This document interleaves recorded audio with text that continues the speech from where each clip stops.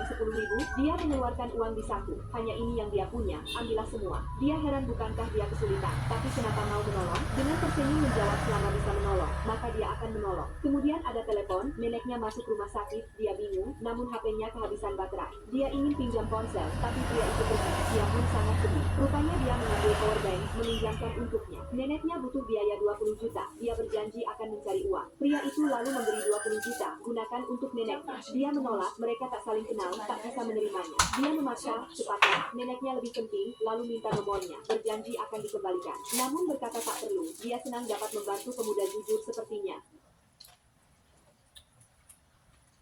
Saat makan roti.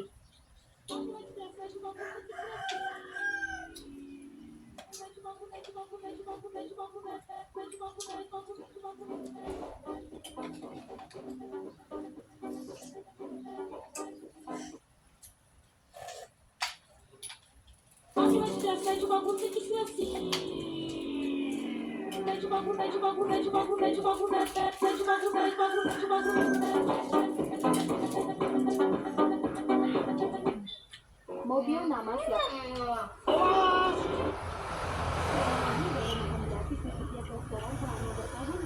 Dia tidak pernah dimintai uang sedikit pun. Usianya 50-an, tapi karena punya penyakit otak, mentalnya seperti anak berusianya.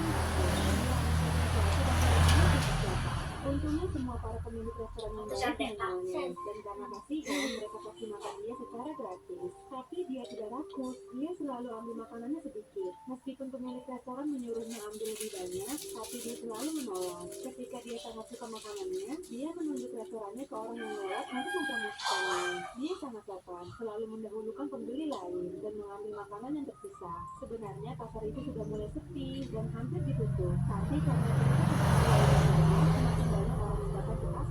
orang-orang beli makanan ke restoran di mana pria itu makan. Para pemilik restoran kini sangat beruntung. Ya kalian jangan ngisar aku ya, awas aja nih ya. Kalau misalnya yang ngisar aku, awas aja nih ya, ha? Duh, kenapa ini udah? Oke, kita nggak boleh ini ya. Apa namanya? Nggak boleh ditutup orang. Kalau ditutup orang, aduh bahaya tuh coy. Kamu aman kan? Kamu aman kan? Nggak pegang sesuatu kan? Aman kan? Aku takutnya dia hidung ya. Pegang sesuatu langsung mesong aku ya. Aman kali ya? Ayo kita joget. Bukan aku bang, bukan aku katanya. Kita joget. Emosi. Dia pegang.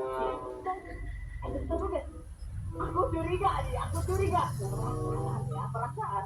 Tadi tuh Selika tuh laki-laki nggak sih di atas megangin aku. Aku jadi perempuan. Aku nggak boleh ke orang ya. Jangan ikutin aku.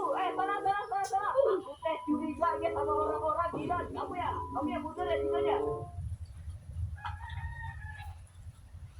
Yes, kalian jangan ngisar aku ya. Awas aja nih ya kalau.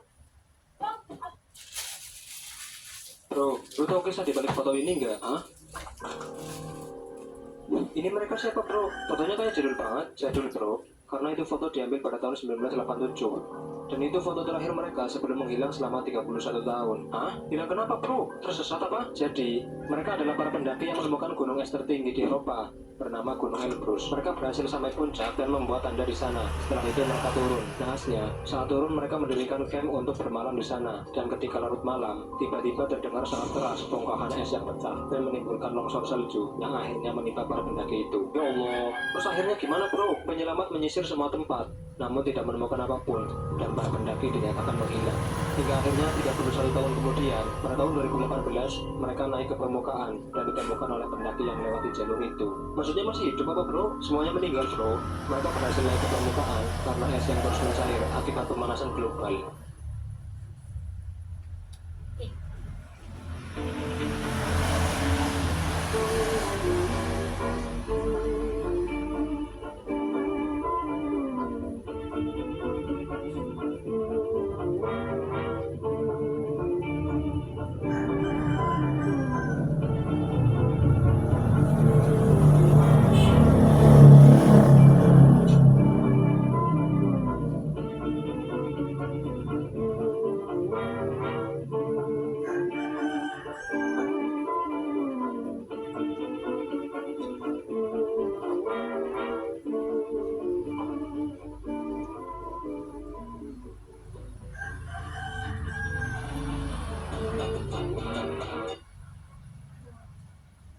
Cireng kuah, tapi cirengnya tetap gede.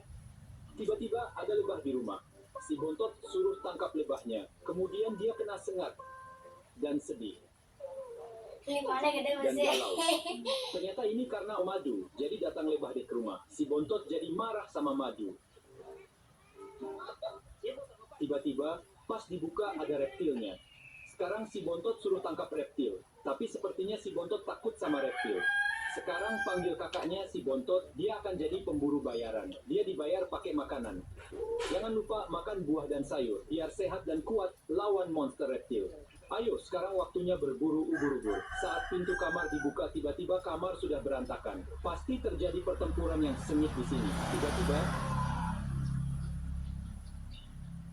setiap villager bekerja itu punya tempat kerjanya masing-masing. Farmer dengan sawahnya, pemancing dengan kolamnya, armorer dengan blacksmith-nya, librarian dengan perpustakaannya, dan masih banyak lagi. Dan kita tahu sendirilah favorit kita semua, the one and only, yaitu King Blacksmith. Gak usah gue jelasin kenapa. Nah, gagal banget kalau kita bicara tentang blacksmith tapi gak bagi-bagi seatnya. Maka dari itu simak video ini cuy. Seat pertama kalian akan spawn di sebuah taiga village. Nah, yang spesial di sini village ini punya 10 blacksmith cuy. Ini beneran udah gue hitung soalnya. Nah, kalau kalian ambilin semua, kalian akan langsung full iron armor dan udah berpegang diamond sebelum 1 hari. Next, seat kedua. Seat ini OP parah cuy. Di seat ini kalian akan spawn di dekat village yang hanya mempunyai 1 blacksmith. Walaupun cuma 1, kalian lihat sendiri isi chestnya. Nah, yang bikin seat ini OP banget, kalian akan nemuin portal di atas bukit. Dan kalau kalian nyalain dan masukin aja ke itu, kalian jalan dikit aja udah ketemu fortress cuy. Ditambah lagi langsung ketemu blaze ownernya. Apa? Masih kurang stronghold? Tenang, kalau kalian balik ke village lagi dan ke bawah, kalian akan nemuin strongholdnya. Ini jackpot banget cuy.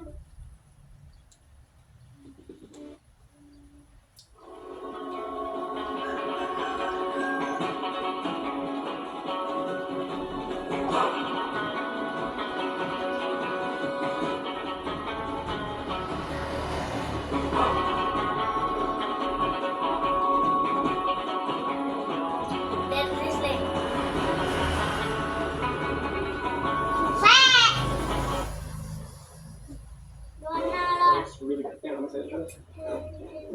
Mari kita coba.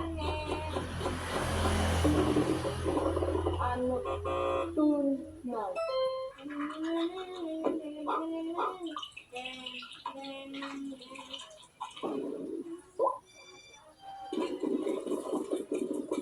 Izin itu apa?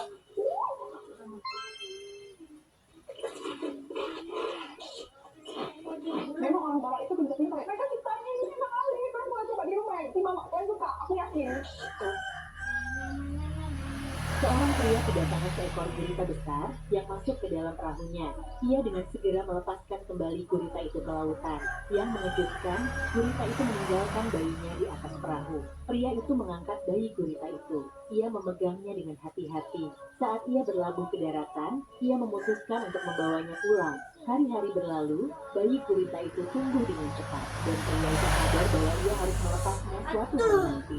Saat gurita itu sudah terlalu besar untuk menyalanya, pria itu bersama istrinya membawa gurita itu dan melepaskannya ke alam.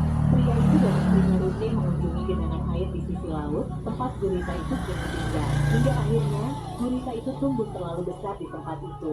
Ia memeluk pria itu sebelum berenang pergi. Beberapa minggu kemudian, saat pria itu berada di laut, ia merasakan sesuatu. Itu dia. Sang gurita menemukannya. Ia mengangkatnya dari air, lalu berlutut, bersyukur bisa memeluknya kembali. Mau kecil dan pasti. Aku sedang duduk di kamarku sendirian di lantai 2 saat jam 12 siang. Kemudian kakak laki-lakiku menyuruhku untuk makan bersama di bawah. Aku menjawab, Ya bang, bentar ya. namun dia hanya terdiam. Aku merasa ada yang aneh dengan kakak laki-lakiku sendiri. Kemudian, setelah aku tersadar, kakakku sedang pergi ke Mesir dan akan pulang 1 minggu kemudian. Lalu jika demikian,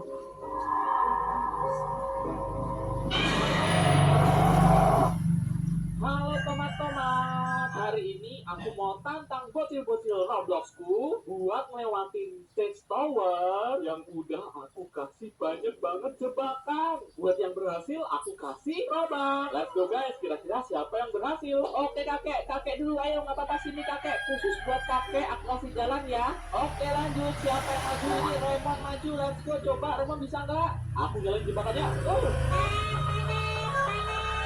Oke, sekarang siapa wih? Rombongan guys. Oh my god, rombongan pada kesini semua. Nyalain jebakannya dulu. Iya, baru kita lihat. Wah, pada jatuh semua guys. Percobaan terakhir aku kasih meteor. Coba kita lihat Alvaro bisa nggak? Bisa nggak? Wah, kejatuhan meteor ternyata. Wih, ada gambar apa nih? Aku coba pencet ya. Yang berani lewatin tower ini, coba tulis di komentar. Halo teman-teman.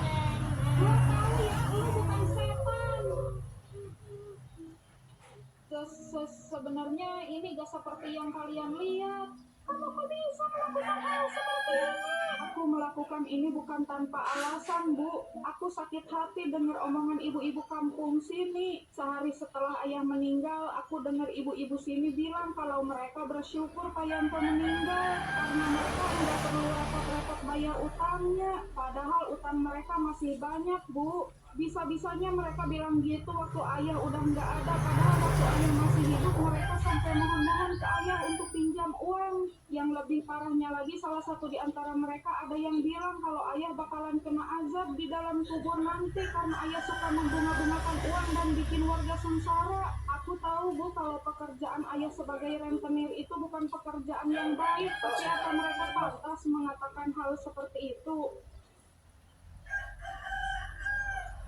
Gua tahu ya, lu bukan setan. Sebenarnya ini gak seperti yang kalian lihat. Kok badanku panas banget ya? Ku cek Google dulu lah. Kenapa badan saya panas juga? Apakah disertai flu dan batuk? Enggak sih, enggak ada gejala aku. Apakah terjadi perubahan pada warna kulit? Emang bisa berubah warna kulit? What the hell, kok aku dibilang ini kenapa woy? Anda terkena penyakit yang belum diberi nama dan Anda akan meledak. Kok bisa ada penyakit kayak gini juga? Ini si Rocky temannya si Bontot. Dan ini si Bontot. Mereka berteman baik. Tapi kadang musuhan juga. Ini berawal dari si Rocky dibuatkan bola naga baru. Dia tampak senang sekali. Wangi bolanya juga khas Rocky. Si Rocky juga suka pamer bola naga bolak-balik ke si Bontot. Si Bontot ini dia tidak punya bola naga baru. Tiba-tiba saat Rocky sedang menggaruk, bola naganya copot sendiri. Malah si Bontot disalahin. Mereka jadi musuhan. Ini si Rocky temannya si Bontot. Dan ini si Bontot. Mereka berteman baik.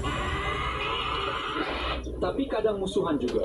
Ini berawal dari si Rocky dibuatkan bola naga baru. Dia tampak senang sekali. Wangi bolanya juga khas Rocky. Si Rocky juga suka pamer bola naga bolak-balik ke si Bontot. Si Bontot iri dia.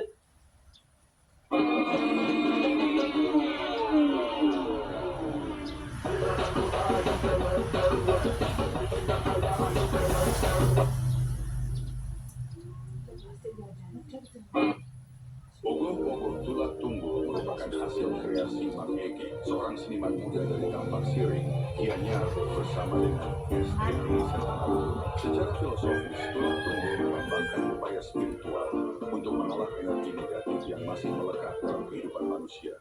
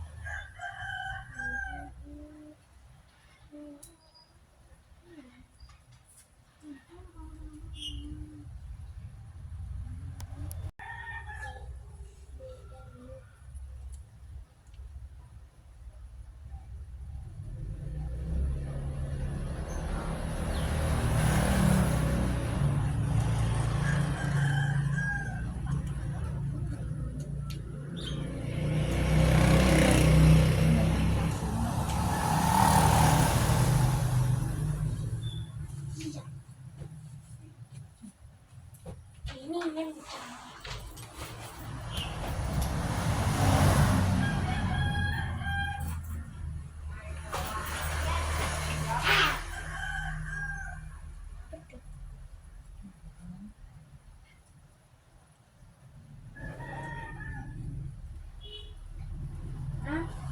Apa?